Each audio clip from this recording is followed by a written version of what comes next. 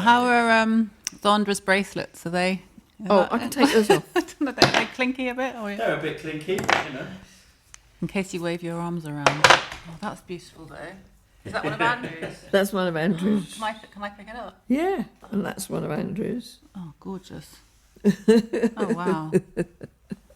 Should we start recording, Warren, when you're ready? You're recording? You're rolling? I'm rolling anyway, yeah. Okay. All right. Today's guest is the British fashion and textile designer Zandra Rhodes, a true original whose work helped put London at the centre of an international style revolution in the 1970s, and whose influence still ripples through how we think about print, performance and self-invention in fashion. Born in southern England in 1940, Rhodes arrived in London in her early 20s and went on to study printed textile design at the prestigious Royal College of Art between 1962 and 1965, where her contemporaries were David Hockney and Derek Boshier, and at a time when the pop art movement was forming.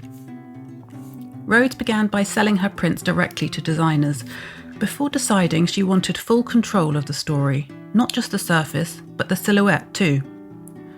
After a short-lived but formative venture, the Fulham Road clothes shop, launched with her RCA classmate Sylvia Ayton, she established her own label in 1969, doing something that was still unusual at the time, designing both the textiles and the garments, so the print wasn't an afterthought, but the focal point around which the rest of the garment was built.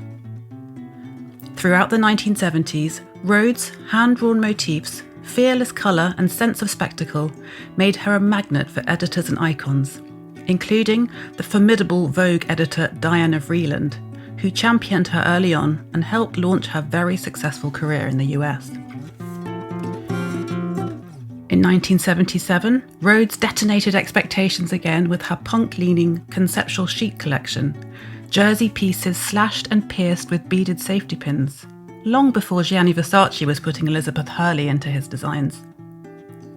Like Andy Warhol and Salvador Dali, the many uber-famous who were part of her orbit, her own appearance with shocking pink hair and bright eye makeup has always been an extension of her own creative output.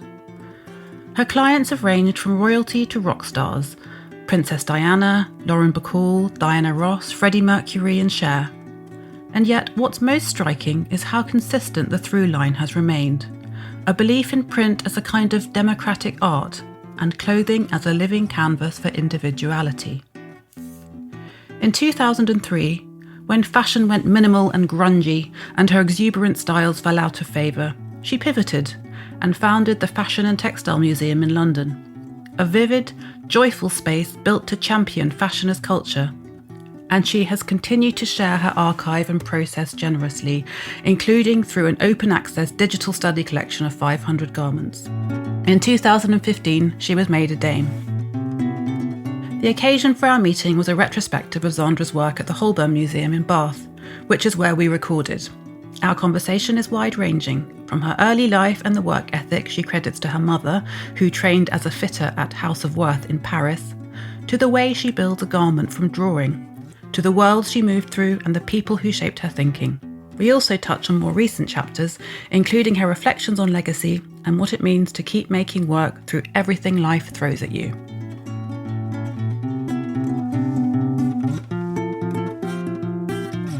You've done a few of these, I take it, over the years. I have, but it's always an experience, and you're never sure if you're doing it right. You've done lots of radio. I'm sure you've been on. Have you been on Woman's Hour and all that? Years ago. First of all, thank you so much for joining me on my podcast, In Talks With. It's a real pleasure. As we were saying, I've interviewed you a couple of times before in the past. Once at Port Eliot Festival about 10 years ago when it was pouring with rain. It was fabulous, though. It was. It was fabulous. And there was a fabulous fashion show, I remember, that Sarah Moa put on. And I think that was nice, in front of all the prints. That's right. And they're two sets of twins, but they were girls looking very exotic and quite hippie-like. That's right. In all the clothes, and they looked lovely as they floated out. Waited for a gap in the rain and they went out. It was a lovely experience. And the other time I interviewed you was even further back in the past, and my colleague and I, we came to your apartment above the Fashion and Textile Museum. Right, it's still there. Yeah, you're still there. That was great fun. But we're here today in Bath at the Holburne Museum, where you have a retrospective Of my display. dresses. Yeah. So how does it feel, seeing them all up there? It's absolutely wonderful. It's like a breath of fresh air. I mean, I work with the fantastic Rosemary Harden, and who used to run the Bath Museum, and it's just one blaze of colour. She chose the garments, but they're all mine. But it's just wonderful, and seeing them all out, it's like unbelievable, and makes me feel very proud to have the exhibition here. Beautiful. I had a look around. I spoke to Rosemary actually on the phone the other day in preparation for this, and I was asking her about how it all came about, and she said it was through David Sassoon, your great friend, that the Who initial... passed away sadly, and I spoke to him every day for probably 40 years. So I miss him terribly. I'm so sorry, I'm sure. How did the original spark for the exhibition come about? Do you remember the first conversation? I think probably David and myself both donated clothes to the Bath Museum, and we came down to see Rosemary from London. And I suppose David he was such a wonderful person. I think he just implanted the idea to Rosemary that we should do an exhibition of my clothes. And now it's matured here at the Holburne Museum. It's like he's living on. Exactly. So I had a look round, and there are the beautiful mannequins designed by Adele Rootstein, who I know you've worked with since you had your shop on Grafton Street in London. Oh, before that. She was my mentor. She came to my funny little studio when I hadn't even got a shop or anything, and she clambered up all these stairs to my shop in my little studio in Bayswater. And at that time, she'd just launched Twiggy, the actual mannequin that was Twiggy. And there's no one like her, and these when you come into this exhibition at the Holburn and you see these amazing different personalities, you could see that one is Cher and one is a Japanese model who was Sayoko Yamaguchi, and they're wonderful. Is there a Yasmin Le Bon model there? Because I swear there's one who looks just like... I think she did do Yasmin Le Bon. Like, I can't always place which is which, because when they're not actually dressed as that person, you can sometimes see the features. Like, I could see one was... now I can't remember. Patsy. Who's Patsy? Pat Cleveland? Or No, Patsy in Joanna Lumley. Joanna Lumley. And you can see it's her incredible face. Ugh. So It's funny because I really did a double take. I felt like I was looking at Yasmin Le Bon, and then I was speaking to a guy who was walking around the exhibition, and he said, "Oh, I think I've just seen Cher," and I think you had.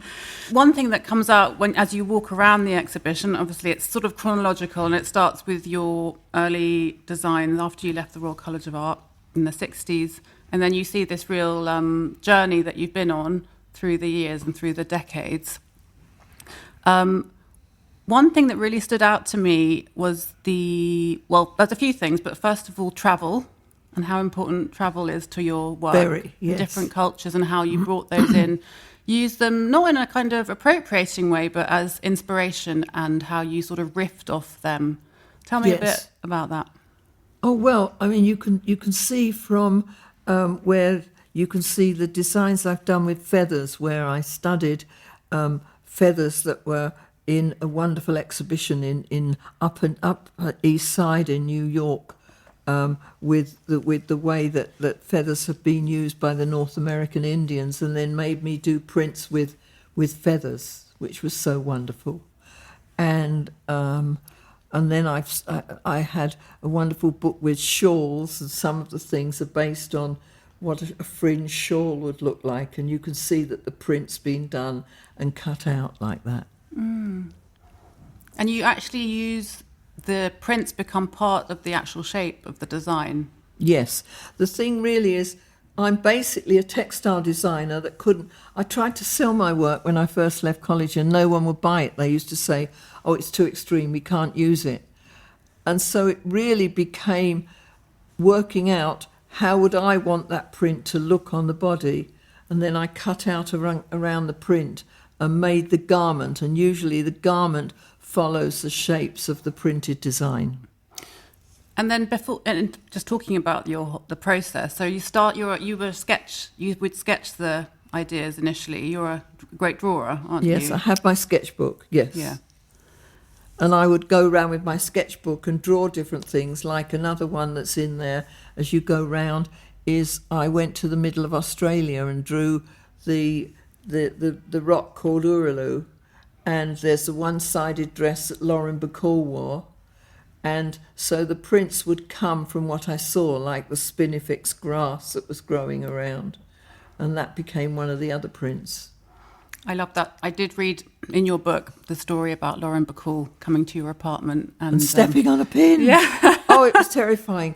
She was going, oh, and I had to get on my hands and knees and remove a pin from the sacred foot.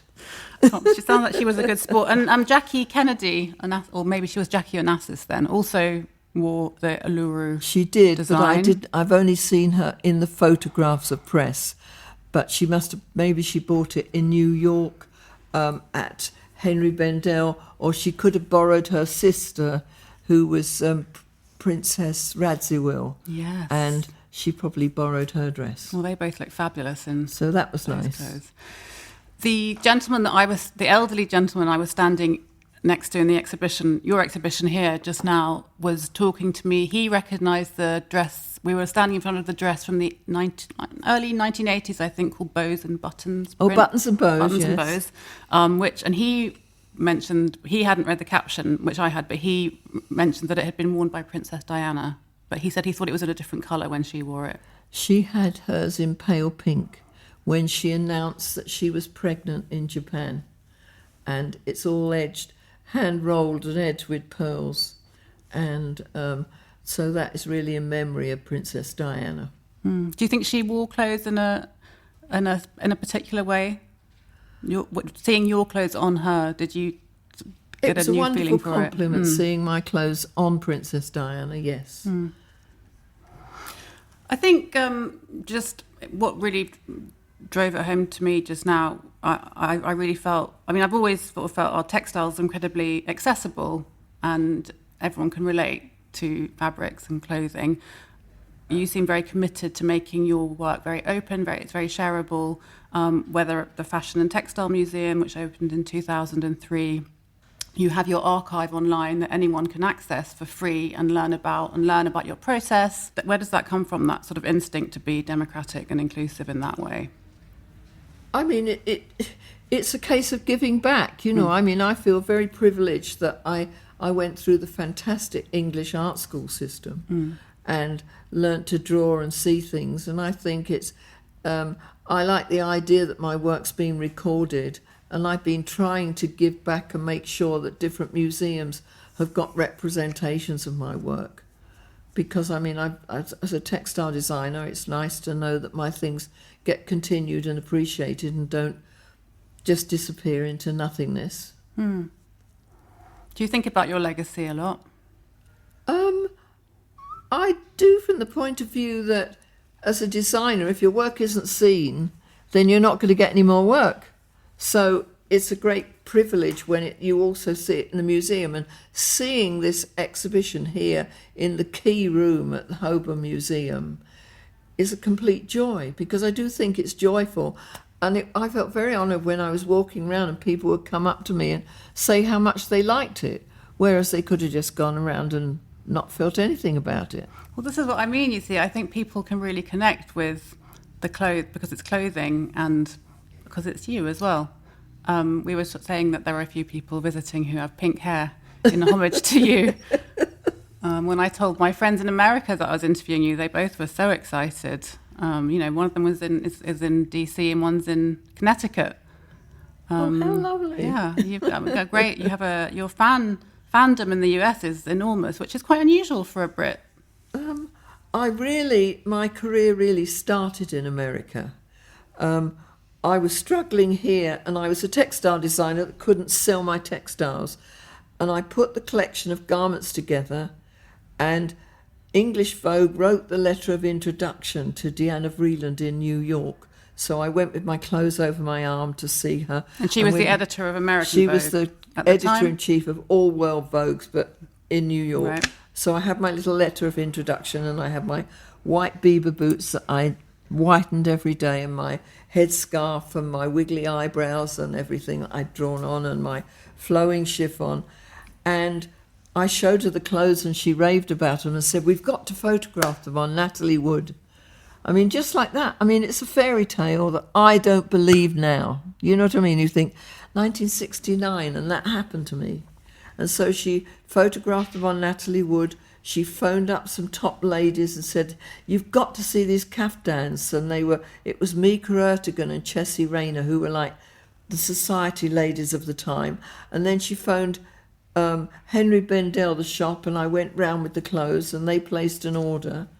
And really, I kept doing that for the next 25 years, taking my clothes to New York and selling them. But then eventually I had a shop in London, and that was there too.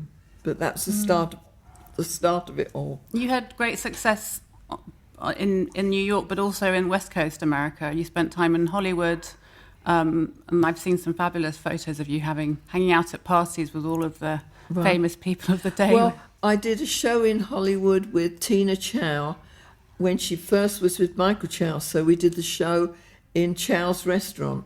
So that was the beginning. And that was the beginning then of me going across America in a camper and drawing cactus and thinking of a cowboy collection and everything like that. So it's been very linked to America in that sense. It's amazing that Diana Vreeland did that for you. You stayed great friends with her, of course, and I know that towards the end of her life, when she was unwell, you would go with Andre Leontali to read we to used her. to read to her because she was going blind, which was quite wonderful. Was she aware of what she'd done for you? Or did she just think that was just something she did as part on a routine basis? I hope that she realised that I appreciated it. Do you know what I mean? But when you get to that stage, I don't know that people... I mean, I just know that it was the starting point of my career. So you've always celebrated friendship. You had great collaborations with Andrew Logan, whose jewellery you're wearing today, and I've been admiring that beautiful mirrored glittery brooch there.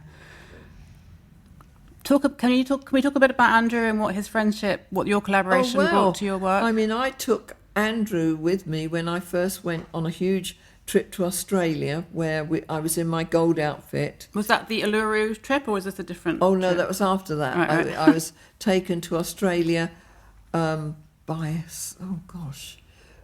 one Australian entrepreneur had a big evening, and I was invited as the star of the evening, and I said to Andrew, "Would you like to come with me?" And that was 1982, and then I came back and took him to India on the way, which became his great love. And he and I have travelled to all sorts of different places getting inspiration. And in his museum in Wales, he has a wonderful statue of me. I've forgotten what it's called, but I like those funny dolls that keep moving. Oh, yeah. So it's The one me in a with the air crinoline doll, inside. yes. There's also that great portrait of you, There's sculpture. a sculpture of me in the National Portrait That's right. Gallery. It's on display at the moment. I went to see it the other day. He did that when I was 50 because I had a very conservative boyfriend, and he said, "I'm going to do this portrait now because I'm frightened you might change your hair with your conservative boyfriend."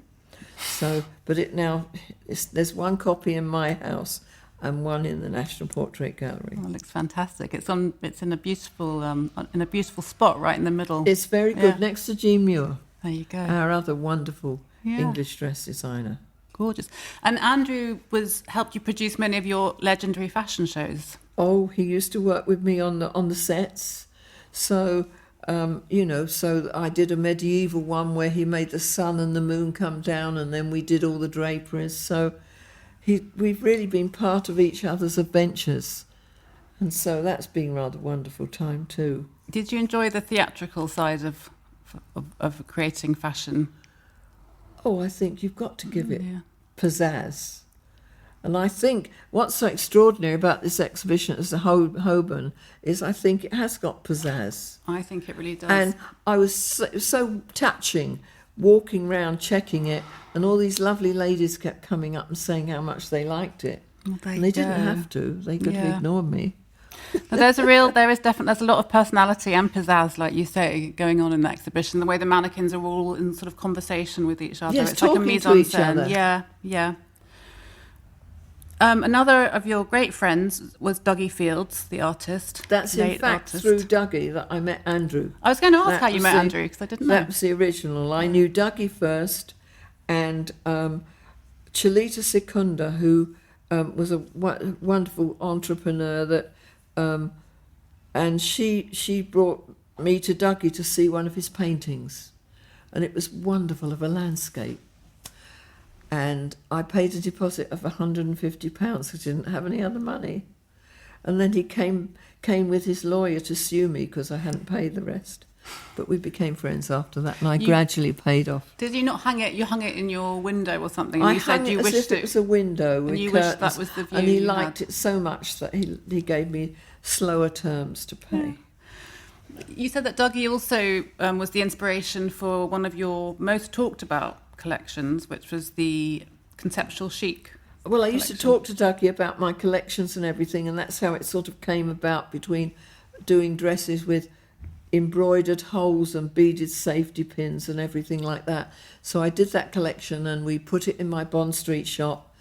And my partner, who was a much older, lovely lady, said, "Zandra, you've got to make this as we'll do a shop takeover, because otherwise no one will believe it." So we do the shop takeover with these punk dresses. So this is like 1977? 1977. Yeah. It's on for 2 weeks and we don't sell anything. We changed it back to the chiffon dresses. But in fact, I mean, they're all ones that people remember. And then 10 years later, Gianni Versace did the whole dress with which Elizabeth Hurley wore to the Oscars. And Susie Menkage that mentioned that I'd done it 10 years before, and she was banned from his shows for only 2 seasons. But There you go. The conceptual chic isn't in your show here, though. I mean, really, you're seeing a collection of really my patterns. So you go from the lipsticks into the fringing, into the feathers, and you move around to a Manhattan with the beaded trousers and the glittering buildings, and the Princess Diana, which is the buttons and bows. And so it might have jumped out wrongly. There was no, I suppose it didn't have print. It didn't have any Is print that the because only- it was done with the holes and safety pins. Is that the only time you haven't used print in a collection? It's probably the only time I haven't used Yeah. print in a collection. You did reference the Schiaparelli print, though, in that collection, right? And that was, she in turn had been inspired by Dali. I mean, the Schiaparelli Dali print has always been an inspiration, you know. So I did do some prints with holes and safety pins, but that just didn't fit in. I mean, I think, like you say, this exhibition's come out so joyously. The holes and safety pins might have done, but it didn't fit in with our joyousness. Well, you can afford to, pick and choose at this stage, right? Because you have done so many collections over the years. I want to talk a bit about your mother. You said that your mother passed her strength on to you, and that she was herself a designer. She was a pattern cutter. She was a pattern cutter in Worth, Paris, before the war. So this would have been about 1937, 38, and then she came back. I mean, in and of itself, just doing that, quite remarkable. I mean, I think it's remarkable. But I never thought I'd be making clothes. I thought I'd design my prints and I'd go and sell them. But I hadn't thought that I wouldn't sell. People wouldn't want to buy them, you know. So it was really then that I mean, when you go into this exhibition, you realise that every dress is almost influenced by the print that went on it, whether it was the one that looks like fringe and it's being cut out, or whether it's the Manhattan one, which is pointy at the bottom, which went with how the print went. Yeah. So it always follows how the print leads. That's right. So that was the starting point for all your designs. And do you think that was because, she lectured in fashion as well, and I suppose it would have been innate to your upbringing. Was she proud of the direction your career took? My mother never knew the correction, the way my work went, because she died before I'd actually set up my own business. And you were everything. In your mid-20s when she died? I was in my mid-20s, and my first collection was really 1969.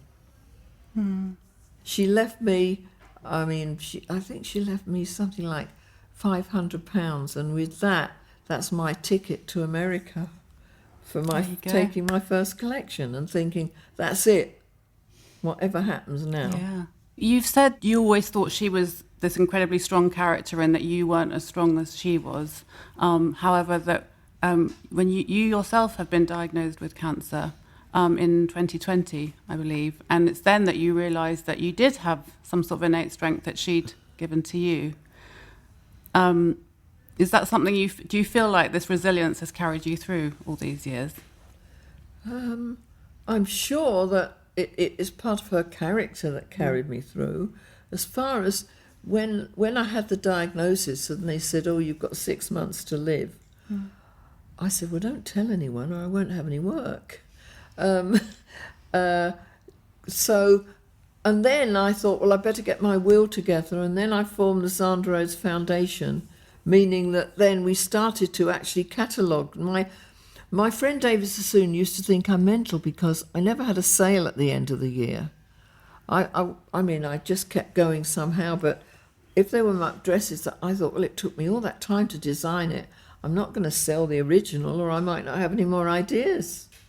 So it was only when we started to get the things together that we realised that I'd collected over 6,000 garments over the years, and there they were in trunks. Wow. But we didn't know till we started to catalogue everything.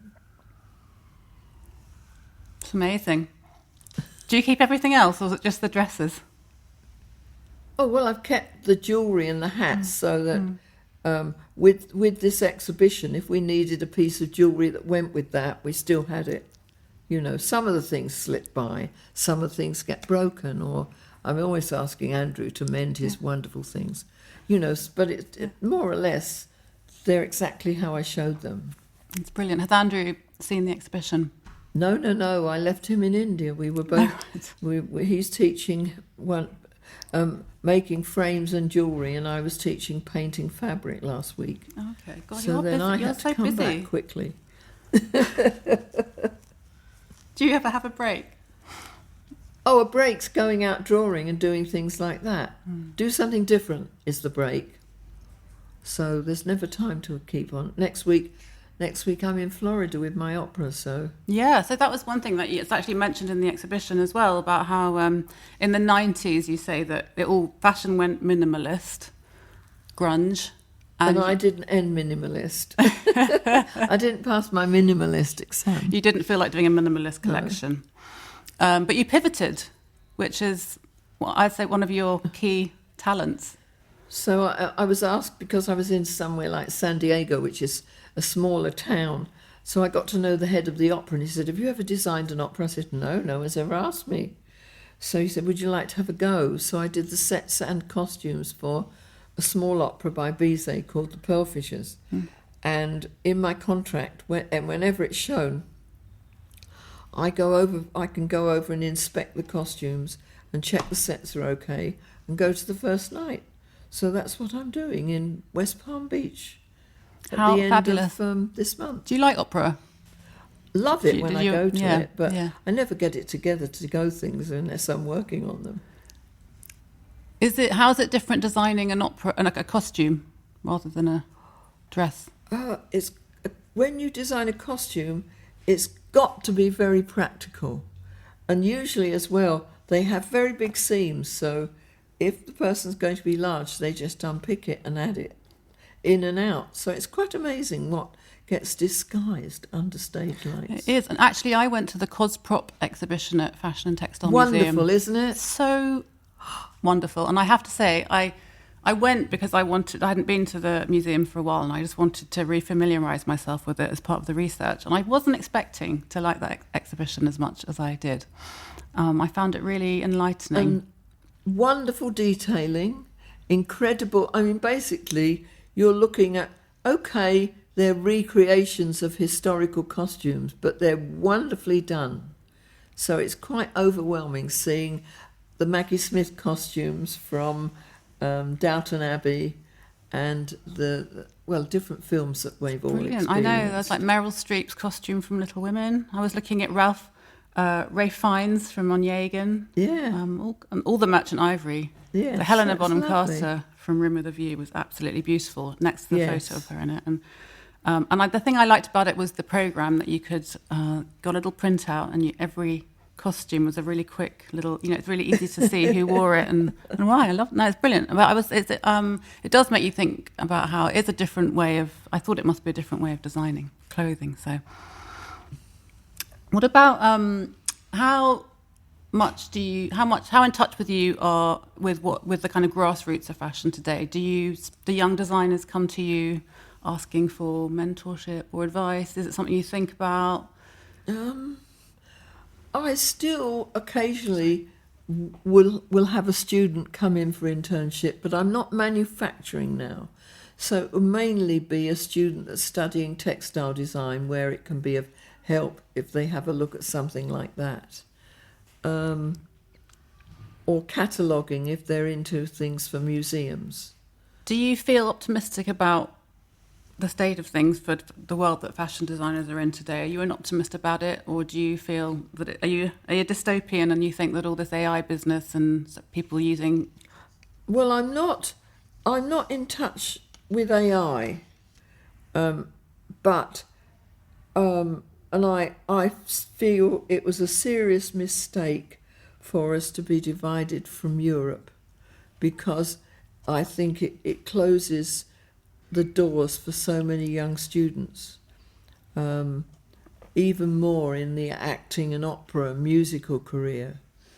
But I mean, we've always had such wonderful art colleges that I hope that the power of the art college will keep going, because we've got wonderful teachers like Natalie Gibson in St Martin's, and I went to the Royal. That I'm very proud of going there. So I'm hoping there's going to be a rebirth of people coming to our wonderful art colleges and being able to study things like that. Yeah. So you're an optimist? Well, we have to be optimistic. I think we just have to